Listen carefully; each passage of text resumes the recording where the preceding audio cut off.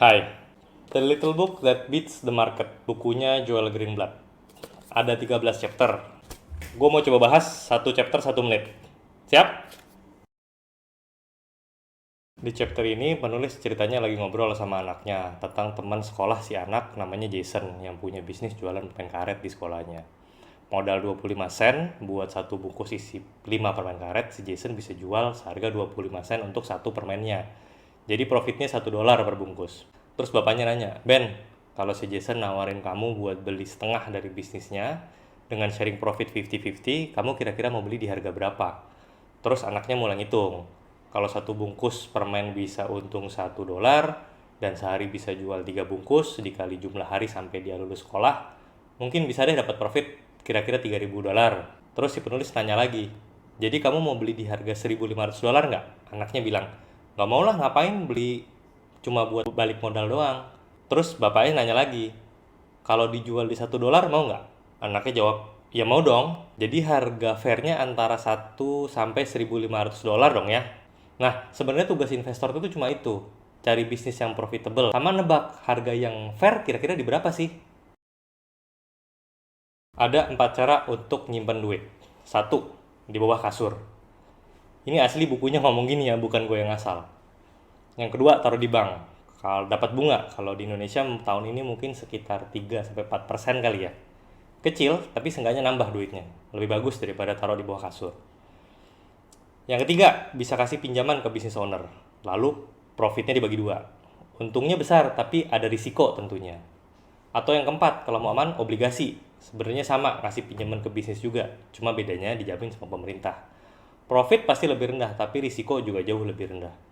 Dah, di chapter 2 ini cuma ngomongin itu doang. Balik ke si contoh Jason dengan bisnis pemain karetnya ya. Sekarang dia mau jual setengah bisnisnya seharga 6 juta US dollar.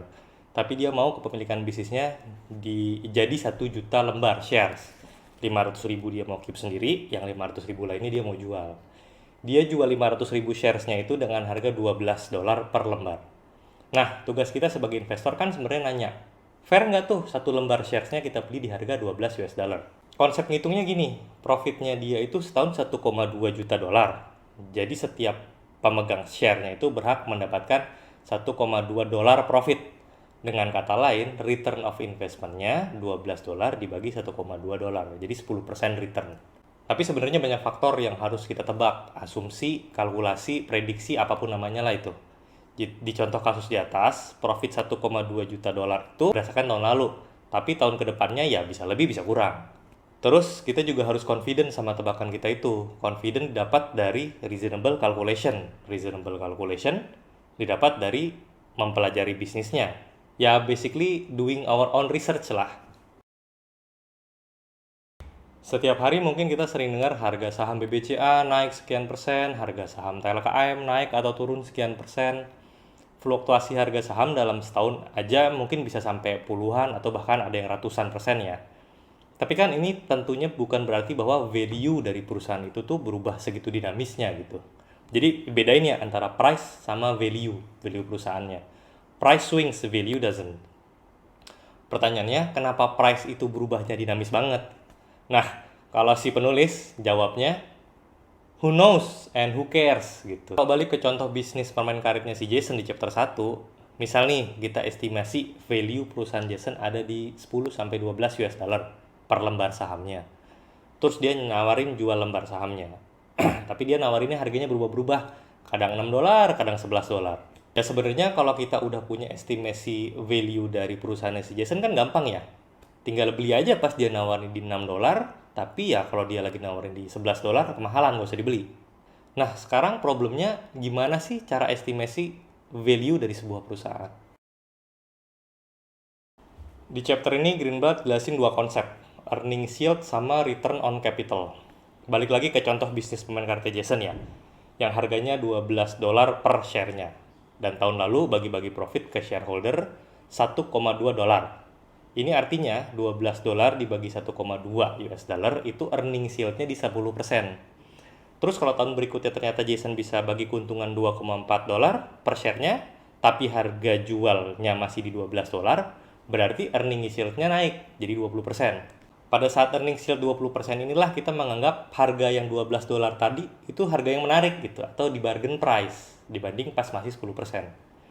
Nah, sekarang misalnya nih, contoh si Jason buka cabang toko permen karet, butuh modal 400.000 US dollar. Dan dari masing-masing toko bisa generate keuntungan 200.000 US dollar. Berarti yearly returns-nya itu di 50% kan? Atau disebut juga return on capital-nya 50%. Contoh, Jason punya kompetitor namanya Jimbo. Jimbo juga butuh modal 400.000 US dollar untuk buka satu toko. Tapi keuntungan dari tokonya Jimbo itu cuma 10.000 US dollar. Berarti return on capital-nya itu cuma 2,5%. Menurut Greenblatt, sebenarnya investor cuma perlu lihat dua tools ini aja, ROC sama earnings yield. Bisnis bagus, ROC-nya tinggi, dan dibeli di harga murah. Atau pada saat earnings yield-nya lagi tinggi. Udah, cuma itu doang. The Magic Formula, ini nih yang bikin buku ini terkenal. Sebenarnya cuma ngeranking emiten berdasarkan dua faktor, earnings yield dan return on capital. Intinya kan buy a good business at a bargain price ya. Return on capital itu merepresentasikan good business. Sedangkan high earnings yield itu merepresentasikan bargain price. Cara ngitung Magic Formula sebenarnya gampang banget, kayak gini.